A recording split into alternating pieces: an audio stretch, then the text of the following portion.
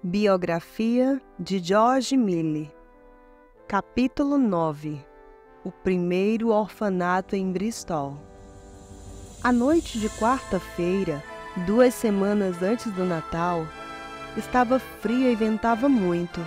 George Mille e Mary Mille caminharam de braços dados pela rua Pole de sua casa até a capela de Gideão, a caminho de uma reunião especial.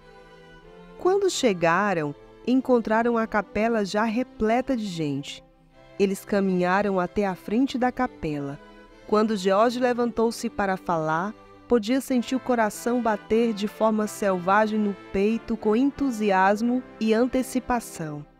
Limpou a garganta e começou o discurso, que consistiria no esboço do resto do trabalho de sua vida.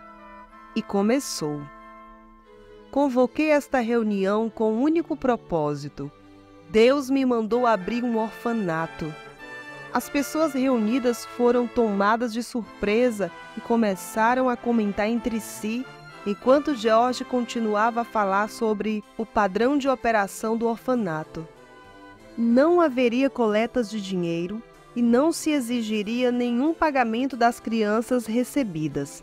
Em vez disso, George confiaria em Deus para prover todas as necessidades dos órfãos.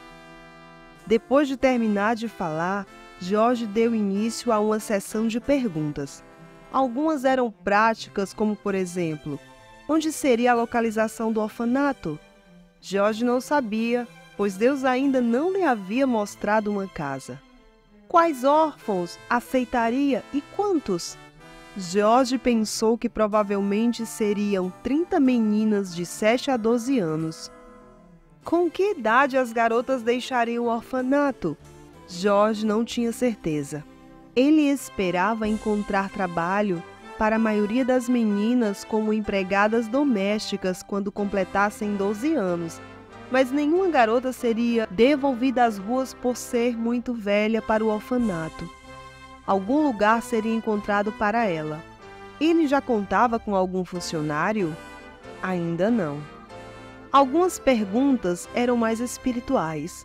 Um homem com uma longa corrente presa ao relógio de ouro sobre sua imensa barriga perguntou se George considerava mesmo que Deus estava interessado nas necessidades diárias de um orfanato. Ele achava com honestidade, por exemplo, que Deus enviaria penicos e ataduras, livros escolares e meias para 30 meninas amadas por ninguém, ou com quem ninguém se importava? George respondeu que teriam de esperar para ver, mas na sua experiência não havia nada muito grande ou pequeno para pedir a Deus. Quando as perguntas foram concluídas, George encerrou a reunião com uma oração e então abriu caminho para a parte de trás da capela a fim de cumprimentar as pessoas que estavam saindo. Lá ouviu todos os comentários que as pessoas não quiseram fazer na frente dos outros. Acho que é um grande projeto para assumir, disse uma mulher idosa. Imagino que se Deus o está chamando para trabalhar com órfãos, talvez seja melhor levar 1 ou 2 para a sua casa. Não é bom morder mais do que se pode mastigar. Além disso, se o orfanato falhar, será um constrangimento para todos nós, ela disse a George, dando um tapinha em seu braço com suavidade. Nunca ouvi falar disso, murmurou outro homem enquanto colocava o chapéu e o casaco. Não vejo como isso poderia funcionar. O albergue é o melhor lugar para os órfãos. Não é possível fazer nenhuma travessura ali. Sr. Mille, se o senhor fosse inglês, começou outra mulher com uma voz orgulhosa. Saberia que esse tipo de coisa não é possível na Inglaterra. Não é assim que fazemos as coisas aqui. Talvez pedir a Deus para prover todas as suas necessidades seja a maneira como as coisas são feitas na Prússia, mas aqui não. George a olhou nos olhos. Creio que Deus é o nosso provedor aonde quer que vivamos. Disse com gentileza, pensando consigo mesmo que esse era um dos motivos para a abertura do orfanato, mostrar às pessoas que Deus de fato provia as coisas necessárias. Mas para cada comentário negativo, Havia um positivo para contrabalançar.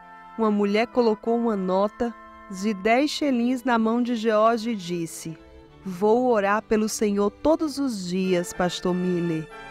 Que Deus o guie." Outra mulher parou frente de George e, olhando-o em seus olhos, disse: "Eu não sou muito boa com os livros, Senhor, mas sei cozinhar e limpar. E Deus sabe que já remendei mais de 1000 pares de meias na minha vida. Se o Senhor puder me usar no seu novo orfanato, estou pronta para trabalhar. Não se preocupe em me pagar. O bom Senhor nunca me deixou passar fome até aqui, e não acho que Ele o fará agora. Se o Senhor pode ter fé por 30 meninas, eu posso ter fé por mim." George respondeu, apertando sua mão: "Que Deus a abençoe, obrigado. A senhora é o tipo de pessoa que precisamos. Venha até minha casa amanhã e conversaremos a respeito." A mulher assentiu e se despediu quando saiu pela porta. Enquanto George e Mary voltavam para casa, estavam conversando sobre a reunião. Apesar dos comentários negativos, fora uma noite boa sob muitos aspectos. George sabia que algumas pessoas não concordariam com seu plano, mas também sabia que algumas pessoas, como a mulher que se ofereceu para cozinhar e limpar o orfanato para as meninas, seriam favoráveis ao plano. Essas pessoas eram uma inspiração. Na manhã seguinte, o jornal local imprimiu um pequeno artigo sobre a reunião com a seguinte manchete: "Ministro local pretende abrir orfanato." O artigo dizia que, se George fosse bem-sucedido, este seria o primeiro orfanato em Bristol. Na verdade, de acordo com o jornal, havia apenas 10 ou 12 orfanatos em toda a Inglaterra, e com exceção de um, os mais eram orfanatos particulares e cuidavam apenas de crianças cujos pais possuíam bens no passado, mas agora se encontravam sem fundo suficiente para cuidar das próprias necessidades. O asilo de órfãos de Londres, por exemplo, insistia que os filhos de empregados domésticos, agrícolas e de caixeiros viajantes não eram elegíveis. Além disso, não se aceitavam crianças com problemas médicos, doenças ou enfermidades. George estava feliz por ter deixado claro que o novo orfanato não rejeitaria nenhuma criança em necessidade, desde que houvesse espaço para ela. Mais tarde, no mesmo dia, George recebeu uma carta. Ele franziu o senho quando ele virou o envelope e viu que o carimbo postal era de uma cidade a 100 milhas ao norte de Bristol. Não conseguia pensar em ninguém que conhecesse por lá. Abriu a carta e começou a ler. "Mary, Mary!" ele gritou. "Venha escutar isto." Mary saiu da cozinha enxugando as mãos no avental. Perguntou surpresa: "O que foi, George?" "Esta carta é de um casal. Ouça o que ela diz." Ele limpou a garganta e começou a ler. "Nós nos oferecemos para trabalhar no referido orfanato se o Senhor nos achar qualificados." Mary exclamou: "George, como souberam? Você só anunciou ontem à noite. Agora, contando com a empregada, temos 3 possíveis funcionários." "Espere, Mary, há mais", disse George enquanto lia. "Também desistiremos de todos os móveis que o Senhor nos deu para o seu uso. Nós faríamos isso sem receber nenhum salário, acreditando que, se for a vontade de Deus empregar-nos, Ele proverá todas as nossas necessidades." "Não é maravilhoso, George?" disse Mary, segurando as mãos do marido. "Tudo está acontecendo tão rápido." Por um lado, tudo ocorria muito rápido. Por outro lado, George se preparava para isso havia muitos anos, desde o dia em que confiara em Deus para prover suas necessidades na Universidade de Yale. Ele respondeu ao casal de imediato, aceitando sua oferta. Embora tenham dito a eles que o orfanato ainda não dispunha de uma casa ou de nada para colocar em seu interior, exceto o que o casal trouxesse consigo. Assim que enviou a carta, itens domésticos começaram a chegar. Um homem que estava na reunião da noite anterior recolheu itens dos vizinhos para doar ao orfanato. 4 facas, 5 garfos, uma jarra, 4 canecas, 3 saleiros, 3 travessas, 3 bacias e 28 pratos. Depois que o homem saiu, George ergueu Lídia com 3 anos em seus braços. Veja, pequenina, Deus proverá todas as nossas necessidades de acordo com suas riquezas em glória. Disse ele para si mesmo e para ela. Lídia riu enquanto ele a rodava na sala. George continuou a orar na semana seguinte e as coisas que o orfanato precisava fluíram. Cobertores, dinheiro, tecido para as camisolas das jovens, toalha de mesa, fronhas, lençóis, mais bacias, pratos e talheres chegavam quase que de hora em hora. Ele fazia um registro minucioso de cada item e centavo doado. Após o jantar, em 17 de dezembro de 1835, George sentou-se à mesa e tirou seu diário com capa de couro preto. Lídia brincava a seus pés enquanto ele mergulhava a caneta no tinteiro e escrevia. Esta noite, outro irmão trouxe um varal para roupas, 3 vestidos, 4 babadores, 6 lenços, 3 cobertas, um cobertor, 2 saleiros de estanho, 6 copos de alumínio e 6 colheres de chá de metal. Também doou 3 xelins e 25 centavos, que lhes foram dados por 3 indivíduos diferentes. Ao mesmo tempo, ele me disse que uma pessoa sentiu no coração o desejo de enviar amanhã 100 libras. Na tarde seguinte, o mesmo homem voltou com mais itens, incluindo 16 dedais, um ferro, uma bacia de açúcar, 4 pentes e as 100 libras prometidas. Ele contou o dinheiro para George.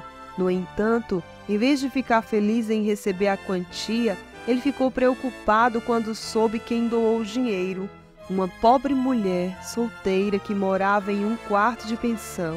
George sabia que a mulher ganhava 3 xelins e 25 centavos por semana, fazendo trabalhos de costura à mão. Ela deveria ter demorado 12 anos para ganhar 100 libras. Durante toda a noite, George pensava sobre a doadora. Onde ela conseguira o dinheiro? O que aconteceria com ela se precisasse do montante mais tarde? Ela sabia o que estava fazendo? Não estaria ela sendo excessivamente emocional em vez de pensar primeiro? Na manhã seguinte, George sabia o que precisava fazer. Ele dobrou as 100 libras com cuidado e as colocou no bolso do colete. Mary! Ele chamou quando estava em pé junto à porta. Preciso fazer uma visita. Devo estar de volta em 1 hora. 15 minutos depois, George batia à porta da pensão da mulher solteira. Quando perguntou se ela estava, a governanta o convidou a entrar e sentar-se confortavelmente na sala de estar enquanto ia buscá-la. 1 ou mais minutos depois de se sentar no sofá, a solteirona entrou na sala. Espero que o senhor não se importe de eu trazer minha costura. Atrasei-me um pouco na noite passada, ela disse enquanto George levantava-se para cumprimentá-la. De forma alguma, respondeu George. Não vou tomar muito do seu tempo. Vim fazer uma pergunta simples. A senhora reconsideraria o presente que deu ao orfanato? A quantia de 100 libras é muito dinheiro para qualquer pessoa, mas para a senhorita, bem... Ele lutava para achar a forma certa de lhe dizer. Se Deus a abençoou com o dinheiro, talvez ele pretenda que a senhora o guarde para a possibilidade de precisar no futuro. E tirou as notas do bolso. Foi um presente muito generoso, mas não quero me aproveitar de sua generosidade. George sorriu sem jeito enquanto colocava o dinheiro na mesa entre eles. Senhor Miller, começou a senhora solteira colocando seu bordado no colo. O senhor não entendeu. Quero doar esse dinheiro. Recebi uma herança de 480 libras de meu pai. Dei a quantia de 100 libras para minha mãe e doei 100 libras para o orfanato. O restante eu usei para pagar a dívida do meu pai. Estou perfeitamente feliz com o que fiz o dinheiro.